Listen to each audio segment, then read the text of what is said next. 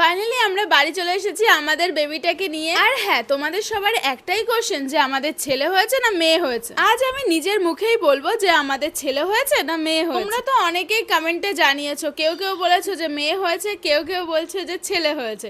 চলো আজকের ভিডিওটাই সেটা জানতে পারবো। আমার মনে তো খুবই আনন্দ হচ্ছিল যে ছুটি হয়ে গেছে, বাড়িতে চলে এসেছি, কিন্তু না, আমাদের আবার কিন্তু ভর্তি হতে হয়েছে। আর তার জন্যই কিন্তু আমরা অনেকটাই টেনশনে ছিলাম, তার জন্যই ভিডিওগুলো এত দেরিতে আসছে। আর কেনই বা আমরা বাড়িতে এসে আবার ভর্তি হলাম সেটা কিন্তু তোমরা পরের ভিডিওতেই জানতে পারবে। তারপর এখানে দুই মাই মিলে আমাদের বেবিটাকে বরণ করে নিচ্ছিল। তারপর আমরা তিনজন মিলে ঘরের ভিতরে প্রবেশ করলাম। আর এখানে সবার ফার্স্টে এসে আমরা ঠাকুর ঘরে প্রণাম করে নিলাম। আর আমাদের বেবি ওয়েলকামে কি কি করা হলো আর আমাদের ছেলে হলো না মেয়ে হলো সেটা তোমরা এই ভিডিওটাতেই দেখতে পারবে। সবাইকে ওয়েলকাম আমাদের নতুন একটা ব্লগে।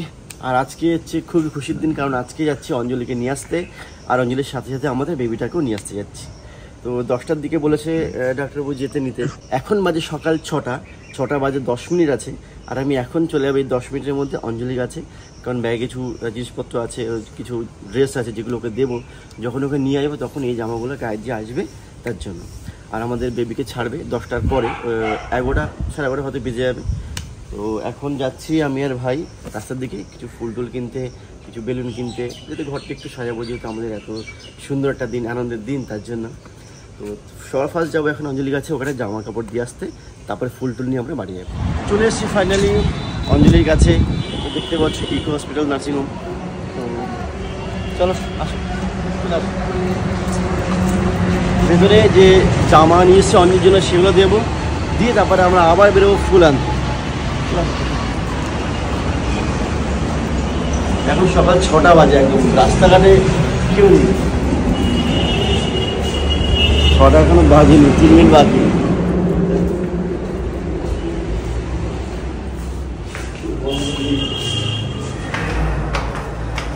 গেটও বন্ধ ছিল, মোটামুটি কেউ নেই। তারা দেওয়ার জন্য হালকা আটকানো ছিল। অঞ্জলি ঘুমাচ্ছে কিনা জানি না, হয়তো উঠে গেছে। অঞ্জলি দিয়ে আসলাম ওর একটা নাইটি। আর এখন এত সকাল তো, মানে 6টা বাজে, সবাই ঘুমাচ্ছে একদম, মানে মাসিগুলোও ঘুমাচ্ছে, সবাই ঘুমাচ্ছে। তো দেখে সাইড থেকে দিয়ে আসলাম। এখন আমরা যাবো ফুলের মার্কেটে, ওখান থেকে ফুল নেবো, তারপরে যাবো বাড়িতে। তার আগে খিদে দেখি, চা খাবো। ভাই চা খাবে? ও চা খায় না। তো রাস্তার অপোজিটে এখন দোকান রয়েছে, ওইখানে ওই দোকানে দেখলাম খোলা, চা খেয়ে তারপরে যাবো আমরা ফুলে। তারপর তোমাদের দাদা আর আমার ভাই মিলে চলে আসলো ফুল কিনতে। আর দেখে যেটা মনে হচ্ছে, যেটা হচ্ছে বারাসাত স্টেশনের ওইখানে। আমি নিজের এলাকায় ভালো করে চিনতাম না, আর বারাসাতে এসেছি তো 3 বছর হচ্ছে, তাই আমি ভালো করে কেন কোনো কিছুই তেমন চিনি না। তো এখান থেকে সবার ফার্স্টে গোলাপ ফুল নিয়ে নিল। তোমাদের দাদা যেটা বলে যে সকালবেলায় এখান থেকে ফুল কিনলে নাকি অনেক কম দামে অনেক বেশি বেশি ফুল পাওয়া যায়। ফুল দেখতে পাচ্ছ নিয়ে নিয়েছি, আর হাতে গোলাপ ফুল আছে। বাইক তো নিতে এসছি, এখানে আবার পাখিতে পটি করে দিয়েছি, কি ঝামেলা। ভাই তুমি মোছো তো, হাত দিয়ে মোছো। বলে খেয়ে দেয় কাল দিয়ে। এই দেখো মুছে তারপরে যাই বাড়ির দিকে। বাড়ি থেকে এখন দেখি কোনো গাড়ির ব্যবস্থা করতে পারি কিনা, না পেলে ওখান থেকে ওলা বুক করতে হবে। দেখি এখন কি করে যায়। আর বাজার থেকে ফুল আনার সাথে সাথেই তো মা ফুল ছেঁড়া শুরু করে দিয়েছে, কারণ ঘর সাজানোর দায়িত্বটা মা আজকে সম্পূর্ণ নিজেই নিয়েছে। কারণ আমি অনেকদিন আগেই বলেছিলাম যে আমার এরকম দিনে ফুল দিয়ে ঘর সাজালে খুবই ভালো লাগে। আমি আর ভাই এখন বেরিয়ে পড়েছি অঞ্জলিকে আর আমাদের বেবিকে আনার জন্য। আর এখন হেঁটেই যাচ্ছি, কারণ এখান থেকে টোটো ধরে যাব, কারণ আসার সময় গাড়িতে আসবো, গাড়ি বুক করেছি। কারণ অঞ্জলিকে তো আর অন্যভাবে বাইকে তো আনা যাবে না। নিয়ে যাওয়ার সময় বাইকে নিয়ে গেছিলাম, কিন্তু এখন আসার সময় গাড়িতে করে আসবো। তো গাড়ি বুক করা আছে, সেটা ঠিক টাইম মতো চলে আসবে। তার জন্য এখন আমি আর ভাই চলে যাচ্ছি টোটোতে। এখন গিয়ে দেখি টোটো কখন পাই, টোটো পাই কিনা। ওদিকে অঞ্জলি রাগারাগি করছে, দেরি হয়ে যাচ্ছে বলে। তো দেখি টোটো পাই কিনা। তো এসেই আমরা ভ্যান পেয়ে গেছি, টোটো পেলাম না। তো ভ্যান পেয়েছি, ভ্যানে করে চলে যাচ্ছি, কারণ এখন ওইখানে তাড়াতাড়ি পৌঁছানোটা নিয়ে আমার কথা। তো এখন এমনিতে অঞ্জলি রেগে যাচ্ছে, আর ফোন টোন করে বলছে কোথায় আছো কোথায় আছো, বারবার ফোন করছে। বেশি লেট করলে আমার আজকে হবে, বুঝতে পারছি। আর এখন তো ওকে রাগানো যাবেই না মোটে একদম। তারপর দুজনে মিলে নার্সিংহোমে আসার পর এখানে বসেছিল, বসে বসে ওয়েট করছিল, কারণ এখনও টাইম হয়নি। আর তোমাদের দাদা যেটা বললো না যে আমি বারবার নাকি রেগে যাচ্ছি, ফোন করে জিজ্ঞাসা করছি, হ্যাঁ আমি এটা শুধু ফোন করে জিজ্ঞাসা করছিলাম যে তুমি কোথায় আছো কোথায় আছো, কারণ আমার এখানে আর মোটেই ভালো লাগছিল না। মনে হচ্ছিল কখন আমি বাড়ি যাব সেটাই ভাবছিলাম। আর যেহেতু বাড়ি যাওয়ার দিন ভেবেই ফেলেছি যে আজকে আমি বাড়ি যাব, তার জন্য মোটে আমার ওখানে থাকতেই ইচ্ছা করছিল না। মনে হচ্ছিল কখন আসবে আমাকে নিয়ে যেতে, মানে নিতে কখন আসবে এরকমটা মনে হচ্ছিল। তারপর তোমাদের দাদা এখানে পেমেন্টটা দিয়ে দিল, আর পেমেন্টটা দেওয়ার পরেই একটা স্লিপ দিয়ে দিল, আর এই স্লিপটা মানে আমার ছুটি। তারপর নিজের সমস্ত কাজ কমপ্লিট করার পর চলে গেল ওপরে, আর ওপরের থেকে আমারও মানে ছুটি হয়ে গেল। এবার আমরা যাব বাড়ির দিকে। আর এখানে আমি দাঁড়িয়েছিলাম কারণ এখান থেকে লিফটে করে নামানো হবে তার জন্য। আর বড় বৌদির কোলে আমাদের বেবিটা ছিল, তার মধ্যে শ্বশুর বাড়ির থেকেও সবাই চলে এসেছিল, শ্বশুরমশাই শাশুড়ি মা সবাই। শুধু আমার মাই বাড়িতে ছিল, আর মা বাড়িতে বসে ঘর সাজাচ্ছিল। তারপর তোমাদের দাদা এখানে বারবার আমার কাছে যাচ্ছিল আর বারবার জিজ্ঞাসা করছিল তোমার কোনো অসুবিধা হচ্ছে না তো? আমি বলছি না না, এখন কোনো অসুবিধা হচ্ছে না, মানে এমনি হাঁটলে বসলে কোনো অসুবিধা হচ্ছিল না, কিন্তু যদি একটু ঝাঁকুনি লাগে বা একটু মানে বেশি লাগে তাহলেই ব্যথাটা করছিল, তাছাড়া এমনি কোনো প্রবলেম হচ্ছিল না। তারপর আমরা ওখানে একটুখানি ওয়েট করলাম, আর তারপর আমরা চলে গেলাম লিফটের ভিতরে। এখানে আমি সবার ফার্স্টে ছিলাম, তারপর তোমাদের দাদা আর বর্দি ছিল, যেহেতু আমাদের বেবিটা বর্দির কোলে ছিল। আর আমার ভাই তো ক্যামেরা করছিল, তার জন্য ওকেও নিয়ে নিল। তোমাদের দাদা বললো যে তুমিও চলে আসো। বাড়িতে যাচ্ছিলাম এই কথা যখনই ভাবছিলাম, ভিতর থেকে তো আনন্দ লাগছিলই, কিন্তু তার সাথে সাথে ভয়ও লাগছিল, কারণ ভাবছিলাম যে এমনি আমার হাঁটতে টাটতে কোনো অসুবিধা হচ্ছে না তেমন, কিন্তু যদি একটু ঝাঁকুনি লাগে তাহলে আমি একদম শেষ, এটাই ভাবছিলাম। আর এখানে আমাকে চেয়ারে বসিয়ে ঠেলে না নিয়ে গেলেও আমি কিন্তু হাঁটতে হাঁটতে টুকটুক করে করে যেতেই পারতাম, কিন্তু যেখানে চেয়ারে বসিয়ে ঠেলে নিয়েই যাচ্ছে, আমার আর হাঁটাই লাগছে না, তাহলে তো আরও বেশিই ভালো। কিন্তু আমি এই ব্যাপারটা ওই গেটের মুখে গিয়েই বুঝতে পারলাম যে আমি কেন চেয়ারে বসতে গেলাম, কারণ গেটের মুখের থেকে নামানোর সময় ওখানে একটা ঝাঁকুনি লাগলো, আর ঝাঁকুনি লাগলে আমার পুরো জীবনটা শেষ হয়ে গেল এরকমটাই মনে হলো। এমনি কোনো অসুবিধা হচ্ছিল না, কিন্তু ঝাঁকুনি দিলে আমার মানে একদম পুরো অবস্থা খারাপ হয়ে যাচ্ছিল। আর তোমরা আগে সব ভিডিওতে কমেন্ট করেছো দিদি তোমার মেয়ে হয়েছে না ছেলে হয়েছে, এটা কেন বলছো না? তো আজকে আমরা এই ভিডিওতেই বলে দেবো যে আমার ছেলে হয়েছে না মেয়ে হয়েছে। তার আগে তোমরা কমেন্টে জানাও যে আমার কি হতে পারে, তোমাদের কি মতামত, ছেলে না মেয়ে, দেখি কারটা ঠিক হয়। আর একটা কথা, আমি মেন অপারেশনের পরে যে ভুলটা করেছিলাম তোমরা কেউ করো না, তার জন্য এটা বলা। আমি যে ভুলটা করেছিলাম সেটা হচ্ছে ছুটির পরেই ব্যথা আমার অনেকটাই কমে গিয়েছিল, তাই আমি ভাবছিলাম আমি পুরোপুরি সুস্থ না হয়ে গেলে অনেকটাই সুস্থ হয়ে গেছি। তার জন্য আমি বাড়িতে যেভাবে আগে হাঁটাচলা করতাম, উঠতাম বসতাম, সেইভাবেই আমি হাঁটাচলা করছিলাম, উঠছিলাম বসছিলাম, মনে করছিলাম তো ব্যথা তো অনেকটাই সেরে গেছে, আর অল্প অল্প আছে, এটাও সেরে যাবে। কিন্তু আমি এখানেই সব থেকে বড় ভুলটা করেছি। আর আমার দাদু যে প্রেসক্রিপশন দিয়েছিল ওষুধের, সবার ফার্স্টে ওষুধের নাম মানে ওষুধের নামেরও ওপরে দিয়েছিল যে বেড রেস্ট, কিন্তু আমি সেটা দেখিনি, আর দেখলেও আমি অতটা গুরুত্ব দিইনি। আর তার জন্যই কদিন পর থেকে আমার অবস্থা এতটা খারাপ হয়ে গেছিলো, তোমরা না দেখলে বিশ্বাসই করবে না।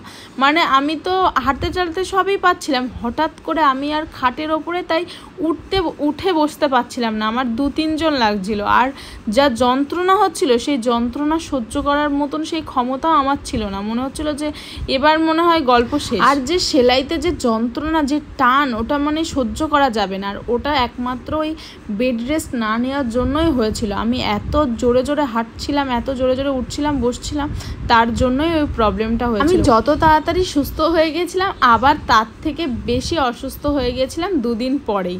মানে মনে হচ্ছিল যে কেন যে আমি এত জোরে জোরে হাঁটাচলা করতে গেলাম, কেনই বা করতে গেলাম, কারণ আমি সুস্থ হয়ে যাওয়ার পরেই আমি আবার অসুস্থ হয়ে গিয়েছিলাম। তারপর এখানে আমরা সবাই মিলে গাড়িতে উঠে পড়েছিলাম, আর এখানে শুধু বড়দা আর আমার ভাই বাইকে করে বাড়ির দিকে যাচ্ছিল। আর তার মধ্যে তোমাদের দাদা আমাকে বলছিল যে তুমি কিছু ক্যামেরাতে বলো, কিন্তু আমি কি বলবো কিছুই বুঝতে পারছিলাম না, যেহেতু অনেক দিন মানে ভিডিওর সাথে তো কানেক্ট নেই, তার মধ্যে হঠাৎ করে কি বলবো বুঝতে পারছিলাম না, তাই আমি ইশারাতে বলছিলাম যে আমি পুরো ঠিক হয়ে গেছি। হ্যাঁ, আমি ঠিক তো হয়ে গেছিলাম, কিন্তু নিজের কারণে 2 দিন পর আবার এর থেকেও বেশি আর প্রথমের থেকেও বেশি অসুস্থ হয়ে পড়েছি। আর আস্তে আস্তে কিন্তু আমরা বাড়িতেও পৌঁছে গেছি, এটা আমাদের বাড়ির সামনেই, আর গাড়ি খুবই আস্তে চালানো হয়েছিল, মানে আমার কোনো অসুবিধাই হয়নি, কিন্তু এত আস্তে চালানো হয়েছিল তারপরেও কিন্তু রাত্রেবেলায় খুব ব্যথা বেড়ে গিয়েছিল, কেন জানি না।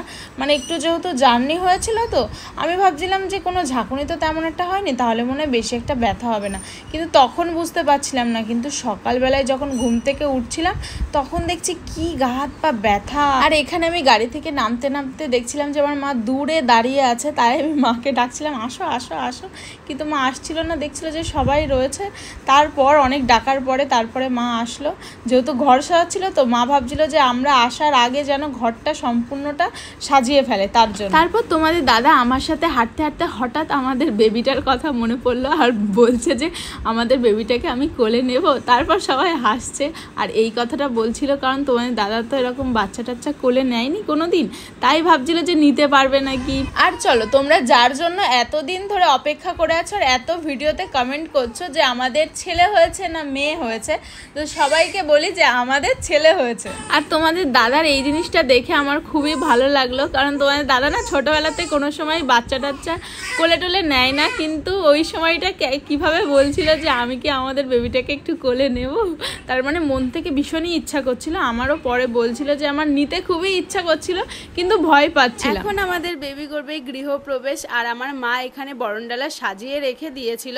এখন দুই মা মিলে এখন বরণ করে নেবে আমাদের বেবিটাকে। আর এই সময়টা মনের ভিতরে খুব সুন্দর একটা ফিলিংস কাজ করছিল, কারণ আমি ভিডিওতে দেখতাম আর ভাবতাম কত সুন্দর লাগে যখন এরকম মানে বাড়িতে আসে আর এরকম ফুল দিয়ে ঘর সাজানো হয়, বরণডালা দিয়ে বরণ করে, কত সুন্দর লাগে দেখতে।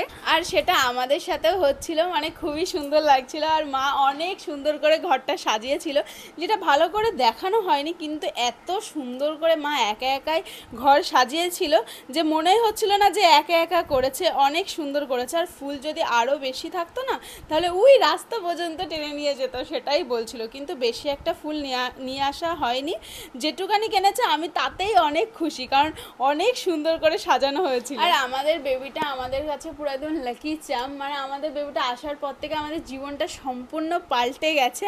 আর আমাদের বেবি আমাদের জন্য এত লাকি, আর এইটুখানি যদি আমরা না করতে পারি, যেদিন ওর গৃহপ্রবেশ মানে বাড়িতে ঢুকবে সেদিন যদি একটু ফুল দিয়ে নাই সাজাই, একটু বরণডালা দিয়ে বরণ না করি, তাহলে তো বড় হয়ে দুঃখ পাবে না। তার জন্য কত সুন্দর করে সাজানো হয়েছিল।